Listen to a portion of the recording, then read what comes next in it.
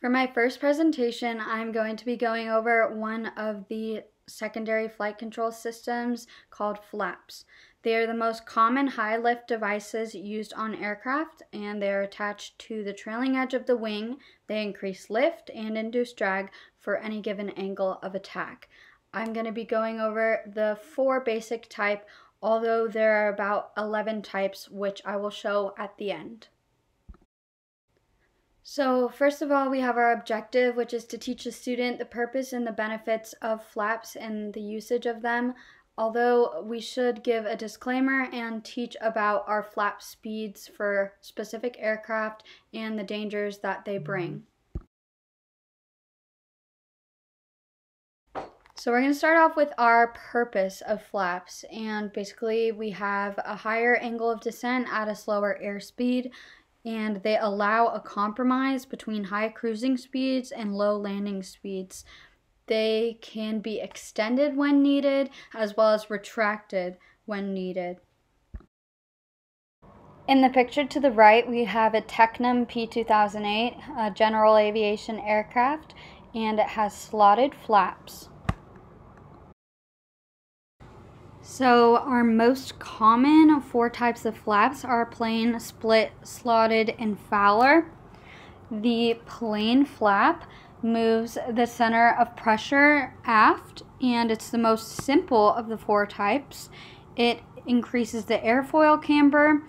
It also increases the coefficient of lift, and it increases drag and moves the center of pressure to the back. So it results in a nose down pitching moment.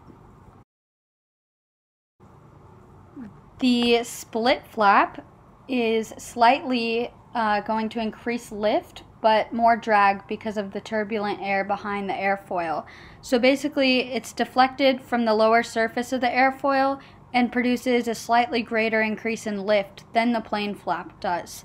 But more drag is created because of the turbulent air pattern being produced behind the airfoil. So to connect these two together, the plain and split flaps produce high drag with little additional lift. Next, we have the most popular flap on small aircraft today, but they are also on some larger ones. Slotted flaps increase the lift coefficient significantly more than plain or split flaps do. And on small aircraft, the hinge is located below the lower surface of the flap, so when the flap is lowered, a duct forms between the flap in the wing well and the leading edge of the flap.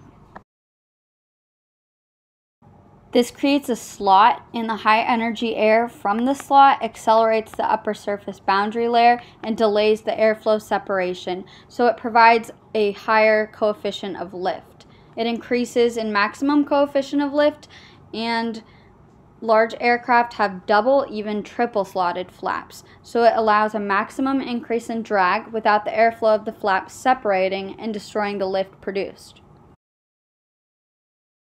The last of our most common types of flaps are Fowler flaps. They're a type of slotted flap, and it changes the design of the camber of the wing and increases the wing's surface area. So this flap is sliding backwards on tracks, and in the first portion of its extension, it increases drag very little, but increases lift a great deal as it increases both the area and the camber.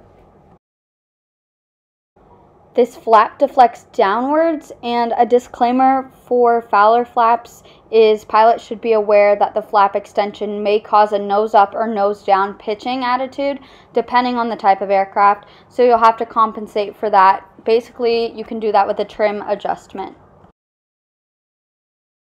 A disclaimer for this information is the bullets I made out of the large explanations just to kind of have a basic idea, but you can find more explanations in the PHAC or in bold method videos, which I really recommend.